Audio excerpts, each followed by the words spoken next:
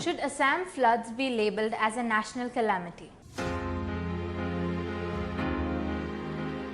Did you know that as per satellite imagery, the landmass of world's largest riverine island Majuli in Assam has shrunk from 880 square kilometers in the beginning of the 20th century to 352 square kilometers by 2014. Assam is dealing with much more than just the COVID-19 pandemic. While the country is busy tallying numbers of people affected by the pandemic, Assam has the annual devastating floods to worry about, which are equally destructive.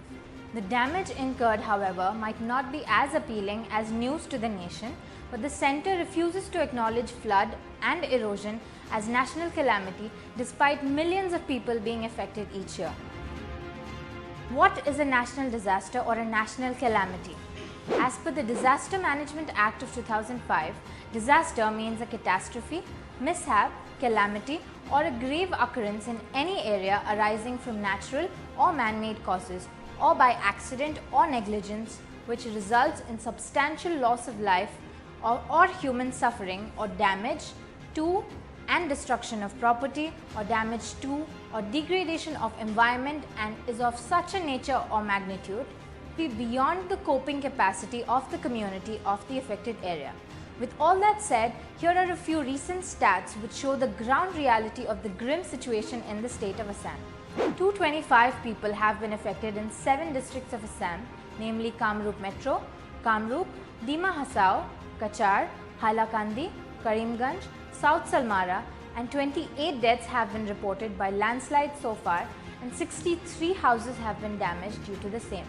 Public infrastructure damage in 2 districts, Kachar and Dima Hasao, lay in shambles due to floods and landslides, with 28 out of 33 districts affected by floods alone. Over 39 lakh people have been affected across the state alongside an animal population of over 32 lakh. And floods have also destroyed over 1.3 lakh hectares of agricultural land. 71 deaths have been reported due to floods and over 49,000 people have been displaced from their homes who are currently taking shelter in 748 relief camps and centers set up across various districts of the state. Now coming to the pride of Assam, home of the one-horned rhino, 95% area of the Kaziranga National Park has been inundated by flood waters, killing 76 wild animals, and 121 animals have been rescued so far from the wrath of floods. 14 out of 33 districts of Assam are currently coping with another problem posing grave threat to life and property, which is the problem of erosion. The All Assam Students Union ASU demands Assam's floods and erosion to be declared as a national problem and has been doing so since the Assam Accord, which was signed in the year 1985. They have been asking for a permanent solution to the problems under Clause 7 of the Accord. How can Assam's problems be considered a disaster? There is no provision under law to declare any calamity as a national calamity or a national disaster. The existing guidelines of the State Disaster Response Fund or the National Disaster Response Fund do not contemplate declaring a disaster as national calamity. The 10th Finance Commission, which is from 1995 to 2000, examined a proposal that a disaster can be termed a national calamity of rarest severity if it affects 1/3 of the population of a state, but the same was not elaborately defined.